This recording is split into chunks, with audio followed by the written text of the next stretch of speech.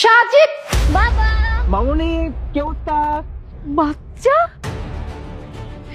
বাচ্চাটা আমার হাজবেন্ডকে বাবা বলে কেন ডাকতেছে? বাবা আজকে তুমি আমাকে শপিং করে দিবে। আচ্ছা ঠিক আছে মা দিব। শুধু মেয়েকে শপিং করিয়ে দেবে, আমাকে দেবে না? সেটাই তো, মেয়েকে শপিং করিয়ে দিব আর মা কেন বাদ যাবে? কোনো সমস্যা নাই, মা আর মেয়ে দুজনকে শপিং করিয়ে দিব, চলো। দেখো এখন কিন্তু তুমি একদম ফোনটা রিসিভ করবে না। যদি তুমি এখন ফোনটা রিসিভ করে ফেলো তাহলে তুমি ওই কাজে বিজি হয়ে পড়বা, পরে আমাদের আর শপিং এ যাওয়া হবে না। না অ্যাকচুয়ালি একটা ইম্পর্টেন্ট কল, না ধরলে পরে ঝামেলা হয়ে যাবে, একটু দাঁড়াও।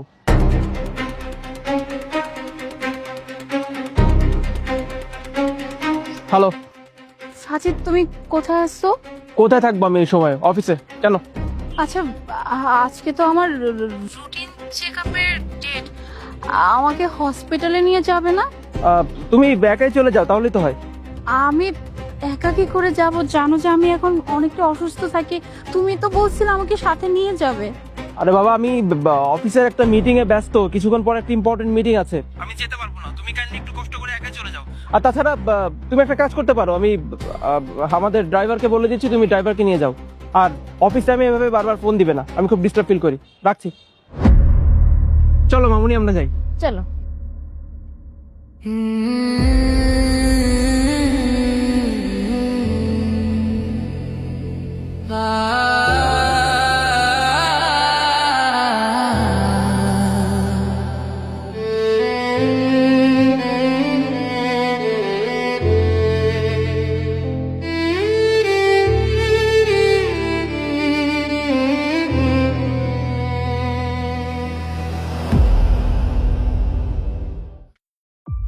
স্যার আপনার সাথে একটু কথা আছে।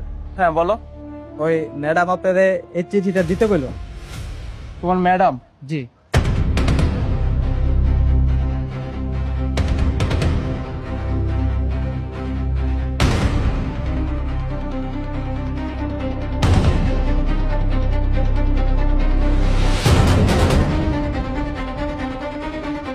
যাক, তাহলে তো ভালোই হলো, আমার রাস্তা থেকে কাটাও সরে গেল। এখন তো আমার নদীকে বিয়ে করতে আর কোনো সমস্যা নেই। এক কাজ করি, আমি নদীকে গিয়ে বলে আসি। আচ্ছা ঠিক আছে, থাকো। হ্যাঁ যাক সবকিছু ঠিকঠাক আছে তো? সব ঠিকই আছে, ও কিচ্ছু বুঝতে পারে নাই। আর বুঝতে পারবেই বা কিভাবে বলো? আমরা তো প্ল্যান করছি এইভাবে, আজকে এত বছর হয়ে যাচ্ছে, বুঝতে পারছে? বুঝতে পারে না, বুঝতে পারবেও না যে ওইটা ওর মেয়ে না আমার মেয়ে। শোনো, আরেকটা কাজ বাকি আছে, আরেকটা বছর গেলে মিষ্টি তো অনেক বড় হয়ে যাবে। ওর নামে সাজিদের যত সয় সম্পত্তি প্রপার্টি আছে সব কিছু ওর নামে করে নিবা।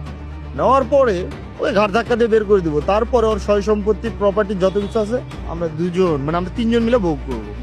নদী, তুমি এখানে বা কি করছো ওর সাথে? বাবা ইয়ে মানে সাজিদ তুমি এখানে কি করে আসলে? তুমি যেরকম ভাবতেছ এরকম কিছু না, আমরা তো জাস্ট কথা বলতেছিলাম। সাজিদ তুই এইখানে? আচ্ছা তোরা গল্প কর, আমি আসি। দাঁড়া, আমার কথা এখনো শেষ হয়নি আপন। আমি কিন্তু ছোট বাচ্চা না, আমি সবই বুঝি। আরে আমি তো এখানে এসেছিলাম তোমাকে একটা কথা বলার জন্য। নদী, কথাটা কি জানো? মুনা আমাকে ছেড়ে চলে গেছে। ও আমাদের ব্যাপারে সব ঘটনা জানতে পেরে যায়। আমি তো ভেবেছিলাম আমার রাস্তা ক্লিয়ার, আমি তোমাকে এসে বলবো আর যত জলদি সম্ভব তোমাকে বিয়ে করে ফেলবো।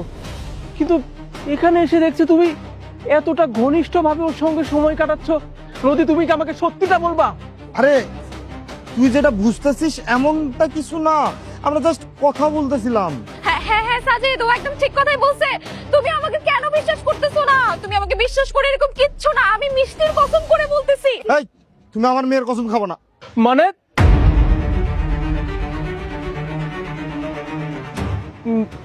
নদী, আমি এগুলো কি শুনতেছি? মিষ্টি আমার আমার মেয়ে না, আপনের মেয়ে। অথচ আমি জানতাম মিষ্টি আমার মেয়ে। আবার মাথার উপর দিয়ে যাচ্ছে সবকিছু। নদী, এত সুন্দর নাটক জানো তুমি? তোমরা দুজন মিলে আমাকে এইভাবে ঠকাতে পারলা? আর আমি তো তোমার জন্য আমার বউটাকে আমি সঠিকভাবে সম্মান করতে পারি নাই। আমার বউটা প্রেগনেন্ট, ওর কয়েকদিন পর ডেলিভারি। আমি তোমার জন্য ওকে আমি ঠিক মতো ডক্টর চেকআপের কাছে নিয়ে যাই না, যে তোমার জন্য আমি এত স্যাক্রিফাইস করলাম, সেই তুমি আমাকে এইভাবে ধোকা দিচ্ছিলা। আরে মিষ্টি, যাকে আমি আমার নিজের মেয়ে ভাবতাম, মেয়ে, সে আমার মেয়ে না।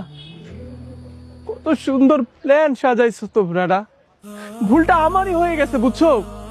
আমি আসলে তোমাদের প্ল্যানের মধ্যে চলে আসছি। কোনো সমস্যা নাই, কোনো সমস্যা নাই। পাপ যেহেতু আমি করছি, অন্যায় যেহেতু আমি করছি, শাস্তি তো আমাকেই পেতে হবে না? শাস্তি পাচ্ছি আমি, ঠিক আছে নদী, আমি আমি চলে যাচ্ছি, থাকো তোমরা। সাজিদ শোনো। প্ল্যানের পুরা ধাচ্চা উড়ে। মুনা, মুনা, মুনা, আমি অনেক বড় একটা অন্যায় করে ফেলছি মুনা, আমাকে প্লিজ মাফ করে দাও। কি বলতেছো সাজিদ? তুমি তুমি মাফ চাইতেছো? তুমি ভুল করছো? তুমি তো কোনো ভুল করো না সাজিদ, তুমি তো জীবন অনেক বড় একটা পাপ করছো। নিজের স্ত্রী থাকা সত্ত্বেও তুমি তুমি অন্য একটা মেয়েকে ভালোবাসছো, বিয়ে করছো, এমনকি এমনকি সেখানে তোমার একটা মেয়ে সন্তানও আছে। না মুনা, ওই মেয়েটা আমার মেয়ে না।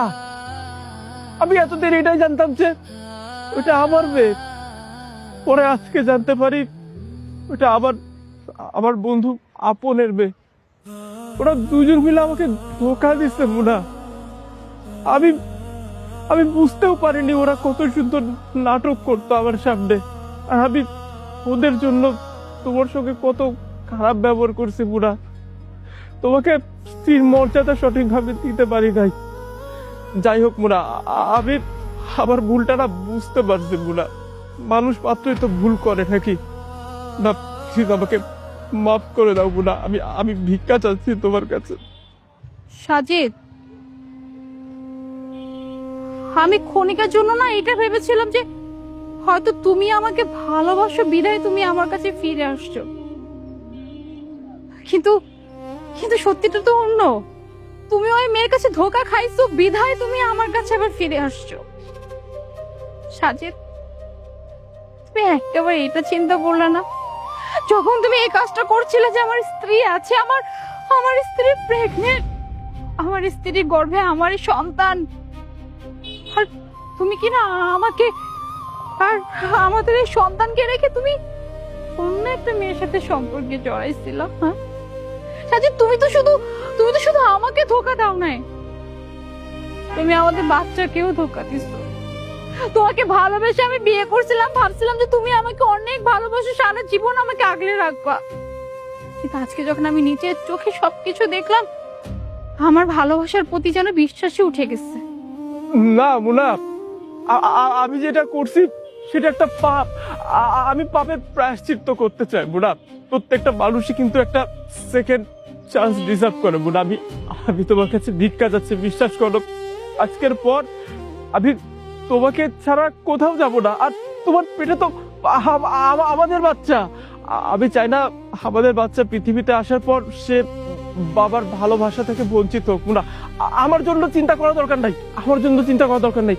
অন্তত আমাদের বাচ্চার কথাটা একটাবার চিন্তা করে হলেও আমাকে মাফ করে দাও না।